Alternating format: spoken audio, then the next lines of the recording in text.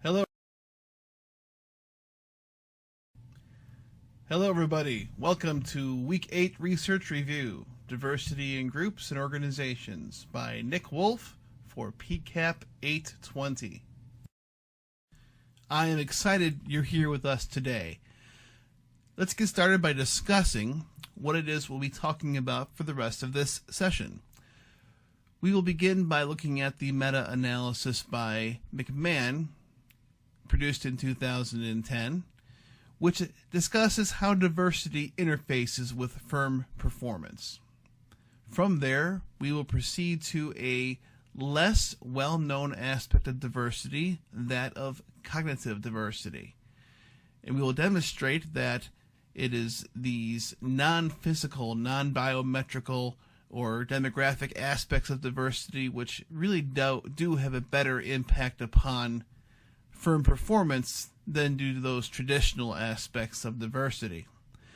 Finally, we'll be exploring a very interesting integrative model of how diversity facilitates firm performance by examining the conceptual article by Knippenberg and others, which was produced in 2004.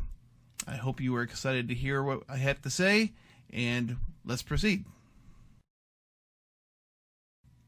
The first article that I examined was the Metaanalysis Survey by McMahon that was produced in 2010.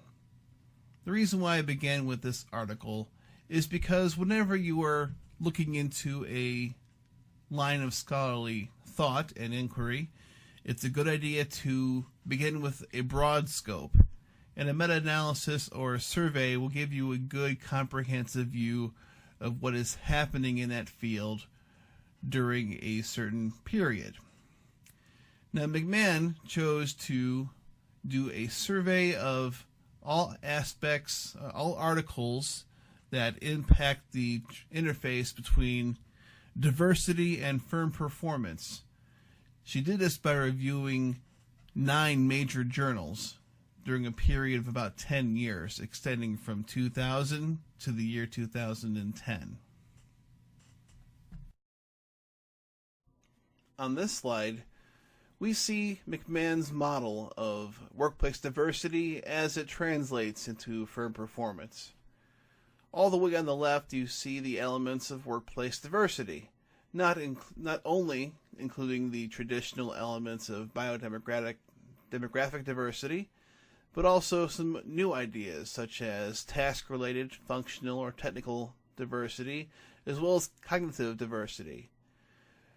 We see from there that, proceeding to the right, that this, combined with the moderating factors of the culture and organizational strategy, plus the contextual factors of the environment and the state of the industry, allows for the emergence of factors within the organization to help facilitate firm performance. Now, those things within the organization could be certain KSOAs, knowledge, skills, abilities, otherwise, certain entrepreneurial orientation that individuals have, some certain aspects of organizational management and leadership, and certain policies. And all of those generally lead to either differential firm performance, positive or negative, and other non-economic aspects of performance such as organizational learning, conflict resolution, productivity measures, etc. So you can see here that there's a lot captured in this meta-analysis, which you would expect. Now, the concern that I have here is that it's kind of hard to identify the causal effect. This is very much a correlational relationship, not necessarily a causal relationship. Several interesting learnings emerge from the McMahon article. First of all, the relationship between diversity and firm performance is curvilinear. Just because a team becomes more diverse or less diverse doesn't mean that the performance is going to be rising linearly. Indeed, that at some point the If you become more and more diverse, it becomes detrimental to firm performance. This is an interesting aspect that we wouldn't normally get from diversity literature previous to this, so we should explore that in greater detail. Next, we understand that biodemographic diversity is less impactful than what we otherwise would consider. In fact, the task-related and cognitive diversity issues have much larger ramifications for diversity, according to the studies that McMahon found. And as I said before on the previous slide, although this is a comprehensive approach to diversity, it doesn't really explain the why, the how, the causal, the relationships of why diversity helps or hinders firm performance. And we will expand upon those ideas in the next couple of articles. We now turn our attention to the article by Shin and others, which was produced in 2012.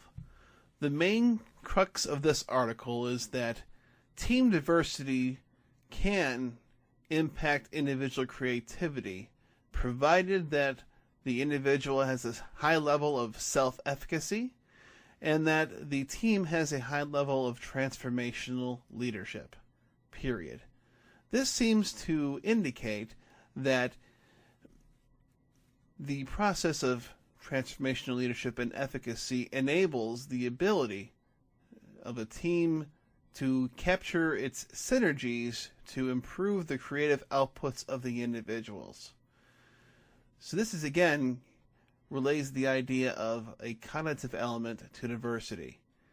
How can we capture the synergies of our various differences to make something greater than we could produce by ourselves?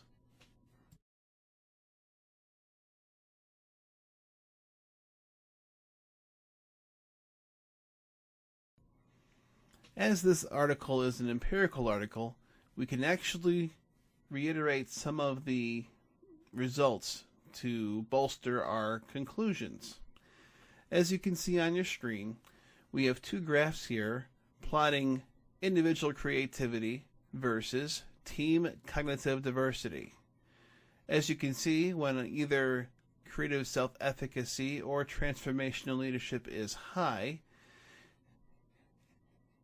it increases, individual creativity increases as team cognitive diversity increases.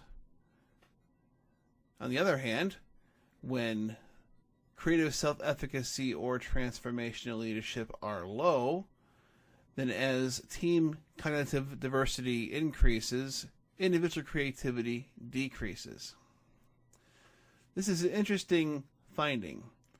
First of all, it means that diversity in a bad environment in terms of poor leadership or poor creativity and ability to believe that people can be creative is actually detrimental to performance.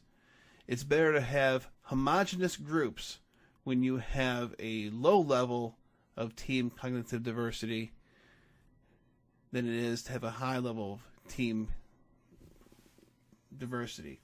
That may be just because people have a hard time interacting with others and it takes additional energy to get people to work together. However, if you have those enabling aspects of self-efficacy and transformational leadership, the diversity of ideas and thoughts and concepts can be leveraged to build more creative ideas as well. So a good guide for leaders going forward is to really take a key idea and a key assessment of just how efficacious people feel and just what is the level of leadership in one's firm to figure out what is the best way to get the best out of these individuals. The key learnings from this article are that diversity, which as it pertains to performance, is largely a mental process. It is not so much dependent upon physical or demographic aspects. It's about proper thinking. Because as you think more clearly and more focused and more non-linearly in many cases, that's when the performance level increases dramatically. A good quote captures this idea. Individual differences and situational factors play important roles in helping individuals capitalize on the potential benefits of team diversity for their creativity. And we can probably make the leap that it may not be limited to creativity. It may be extendable to other aspects of firm performance. Using the Shin article as a jumping off point, I sought out trying to find an article that would explain a bit more of the causal relationship between diversity and performance, one that gives us a sense of how and why diversity works for firms. And I found the article by Knippenberg and others, which was issued in 2004. This article provides an integrative model of diversity as it translates into firm performance. This is a conceptual framework that largely is based upon propositions and outlines a research agenda to confirm or refute those propositions, but it does do a fairly good job, in my opinion, to explain how diversity causes higher performance. Now, Knippenberg presents a very fascinating model of how diversity translates into firm performance. And this is really important. This is the crux of this whole conversation, so it's going to take some time to go through, but I hope you'll find it very, very interesting and effective. Looking at the circles, those are the circles in the one box are my additions to the model to try and help walk you through this model. Starting at circle 1, this consists of the task-relevant information and perspectives of the individual. This consists of the skills, the knowledge, the expertise, perhaps a certain understanding of customers and their behaviors, or other unique applications of one's work. This is the aspects of diversity that actually can be leveraged for enhanced performance. That's in circle 1. Proceeding to circle 2, it is the elaboration of these circle 1 aspects in trying to leverage these different expertise, different levels of skills and knowledge and different understandings. The ability to integrate these things from all the team members is what allows for diversity to make a positive impact on firm performance. So that is referred to as the elaboration of task-relevant information and perspectives. So 1 begets 2, but 2 has moderating influences upon how well a team can, or even if it can, expand upon and elaborate upon those task-specific differences. Moving to circle number 3, these are the contextual aspects of the individual factors, such as one's motivation or one's level of ability. Obviously, if one person doesn't have the ability or motivation to contribute, they're not going to be able to elaborate upon the skills and the expertise of others. So that's really a pretty obvious idea that if this touches on whether or not one is in a position to offer a contribution, either in terms of ability or in terms of motivation. And that is one important dimension of that elaboration piece. Now, moving up to circle 4, this essentially discusses the group psychology and behavior. It allows you, it describes this whole branch of the model, discusses the extent to which a group can and is motivated to contribute to the individual differences that can be leveraged to elaborate upon those differences to create higher performance. So circle 4 consists of the elements of conflict, of how much the group identifies with one another, how much commitment that emerges from working together as a cohesive team, So it's the group psychology and behavior. Now, if you turn your attention to the box labeled number 5 here, this is discussing one of the critical components of this model. It's referred to as the salience of social categorization. Essentially, this explores the idea of how much the group has a propensity towards arriving at an us versus them way of thinking. And that has 3 different components to it. Comparative fit is noted as circle 6. It consists of the social categorization of individuals within the group. It ascertains how much people have individual similarities and differences. Now, when it comes to group members, there's 2 types. There's different aspects of how those changes are manifested. They can be convergent or divergent. So essentially, we're trying to avoid the bifurcation of individuals, because it doesn't matter if you have multiple teams, you just don't want to end up having 2. It's the us versus them that can be detrimental to a team. So we don't want to have one set of differences that override everything. If you want to have a diverse team, that's fantastic.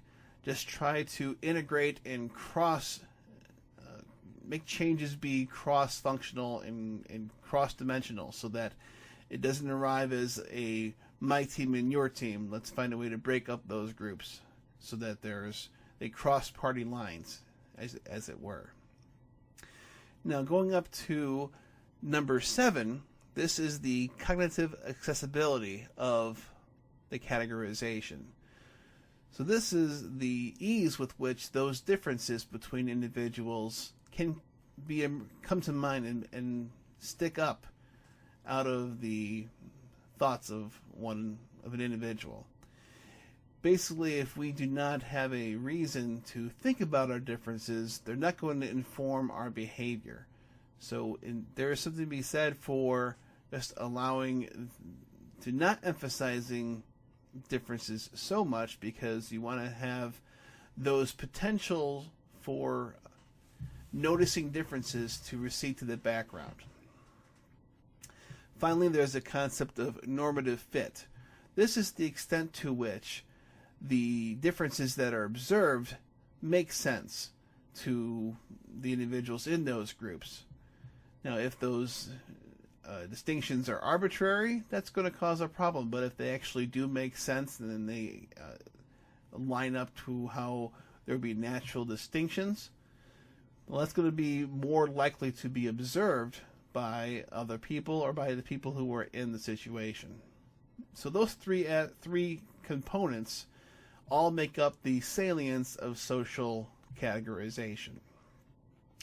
Now, all in all, this salience of social categorization is not necessarily a bad thing, because just because there are different groups within a team, that does not mean necessarily that there's going to be dysfunction between those different groups on a team.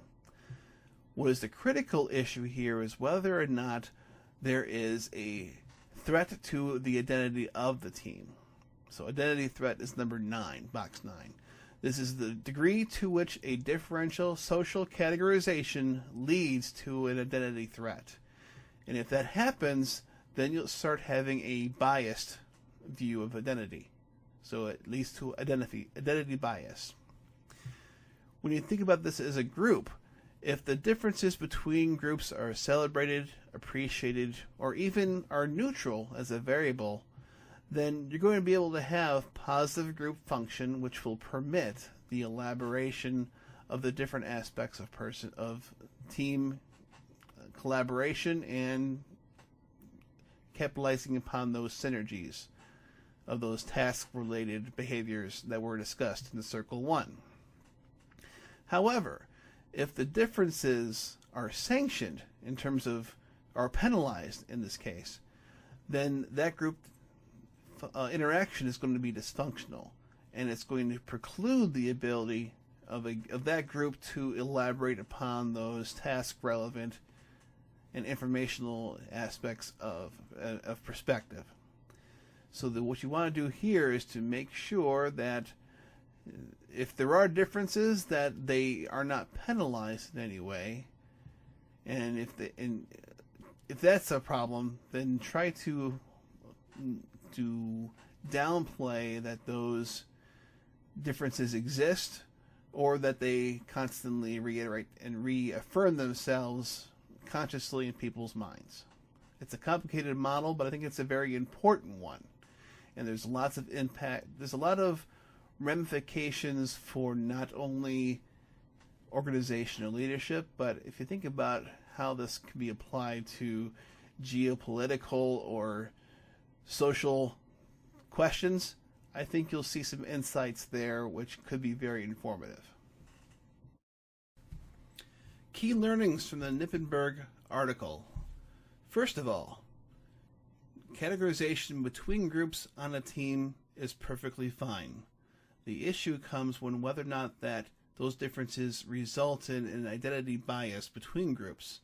That is what leads to group dysfunction and the inability to capitalize on the individual differences to create higher performance.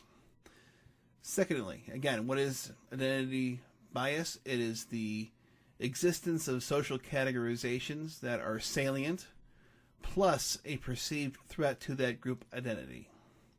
So how does one try to combat and avoid these issues from emerging in a workplace and facilitate the elaboration on those task and informational differences? Well, again, we want to avoid the bifurcation. We do not want to have us versus them thinking on our teams. We do that by not allowing those differences to converge. So if we have differences on a team, let's do our best to mix those differences as much as possible so that there is not just two teams. We want to have as many teams as we can, and therefore nobody feels like they are under threat or adversarial. Secondly, we want to make sure that categories matter to the extent that people think they do. Again, one of the aspects was normative fit.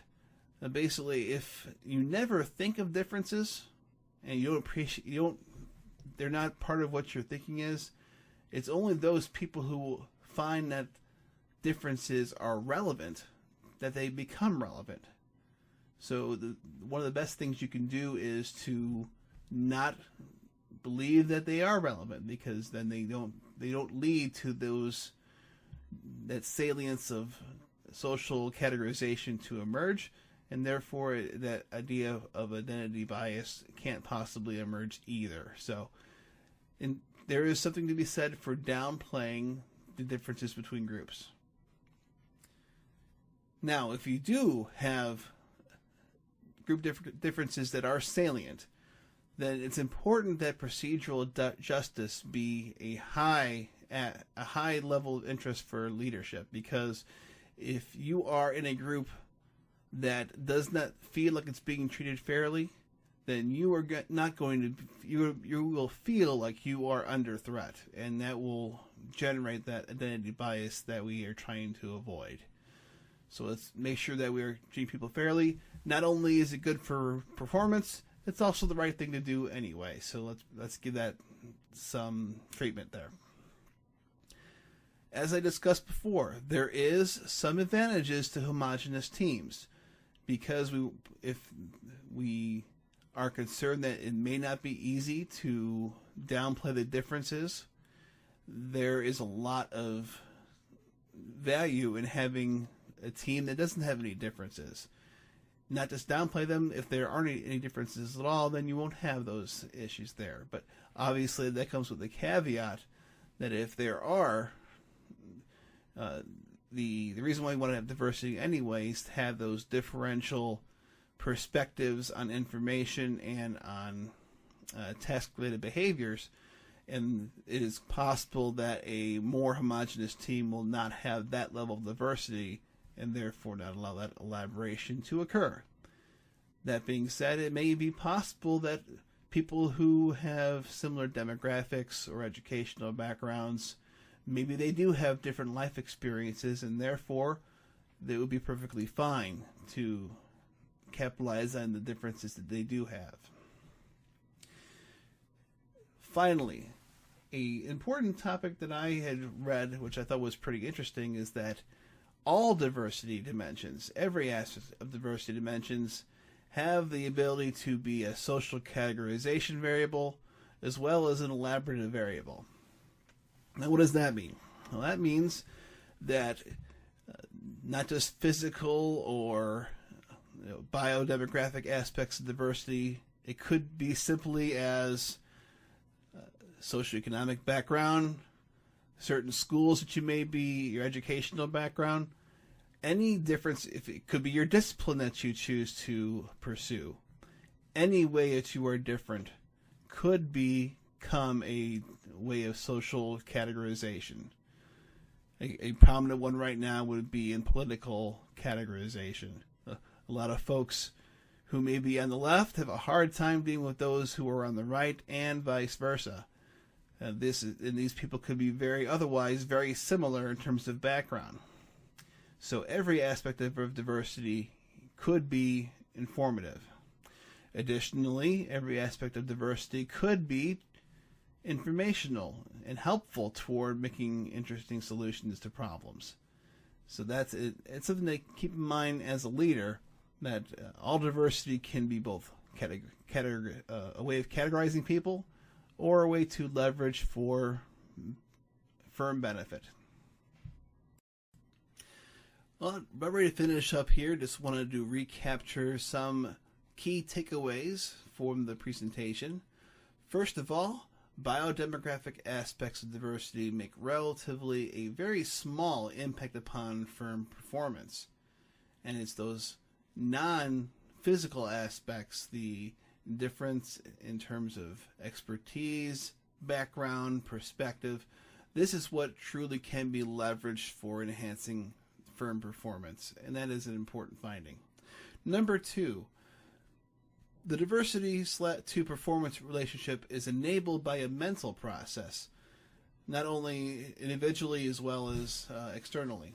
And this was the result of the second article, that diversity is enabled by thinking differently about things.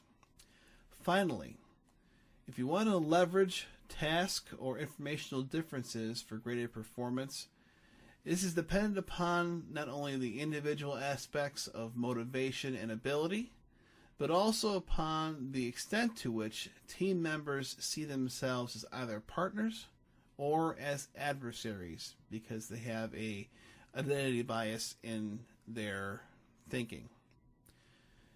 So if you have these 3 ideas, these are some 3 key takeaways that I hope will serve you well going forward. Thank you very much for your time, and have a good day.